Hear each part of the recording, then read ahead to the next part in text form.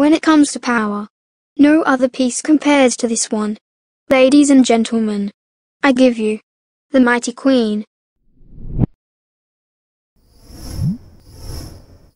Thank you, Chloe. And yes, we're going to be looking at the Queen, the mighty Queen. Now, the good news about the Queen, it's a very easy piece to move, because if you've learned how the Rook moves and how the Bishop moves, the Queen basically combines both moves. It can either move like a Bishop or it can move like a Rook. It's entirely up to you. So let's take a look.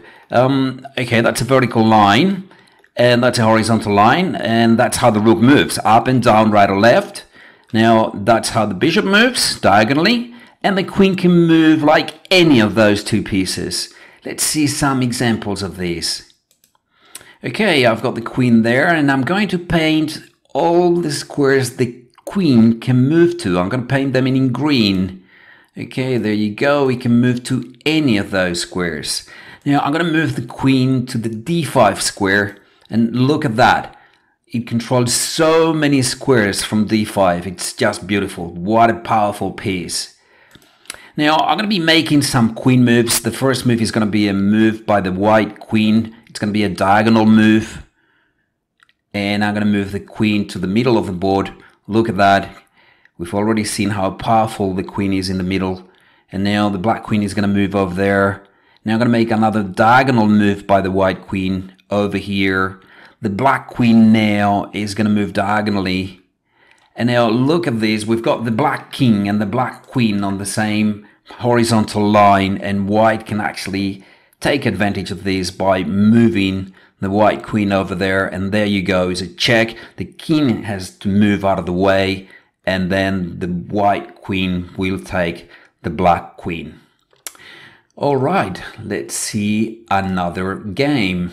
Or another position, I should say. Okay, what I'm going to do now is a little puzzle, a little game, where I'm going to try to put just a few queens on the board. Let's see how many queens it takes to control all the squares, all the 64 squares on a chessboard. Okay, now that's going to be the first one. And it controls all those squares. I'm going to put another one over there. Now it controls all that many, and now I'm going to put it over there on C7, and look at that. And here's another one on D8, and now I still have those squares left.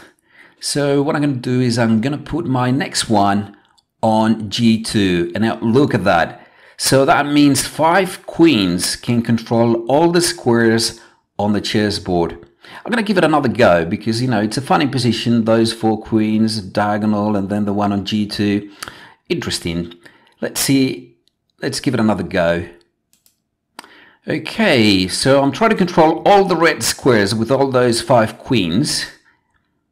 Yes, yes, yes, yes, and yes. No red squares left. Beautiful. Give it a try. See if you can control all the squares on the chessboard with just 5 queens. Okay, it's a very interesting puzzle. Okay, we're going to do a different one this time. I'm going to try to put 8 queens on the board and see if I can put them in such a way that they're not attacking each other. Okay, that's 8 queens. That's a lot of queens. Okay, there's the first one and all the squares it controls. That's the next one. 2, I've got 2 already. Here's another one on A7 and all the squares it controls. Here's the 4th. There you go. That's the 5th. And that's another one there. 6, I've got 6 already, but there's only 1 square left. And I'm afraid that's 7. So that's a failure. I've failed. Okay, so should I get another try? Yes, please give me another try, another go. And here we go. Let's start from scratch. Okay, here's the first one, C1, and it controls all those squares. Let's put another one over there. Yes. Here's the third one. 4th. Yes, I'm using the borders for some reason. Yes, there aren't all that many squares left. Here's another one. Yes, they're not attacking each other. And here's the 6th. Let's put another one on the board. That's 7. But look at that square on e2. Yes, I can put the queen on e2, and that's 8 queens on the board. I've done it. Congratulations, Javier. Thank you. All right, so we've learned a few things about the queen. What else is there to know? Well, a queen is worth approximately 9 points. In some books, you'll read that the queen is worth 10. I think 9 is actually closer to the truth. And when we set up a position at the start of the game, the queen goes next to the king, right in the middle, and the queen always goes on its color. So sometimes you forget, where does the queen go, the black square, the white square. All you have to remember is the queen always goes on its color in the middle of the board. So if it's a white queen, white square, black queen, dark square. And that's just about it. Let's do a quick lesson recap. Thank you.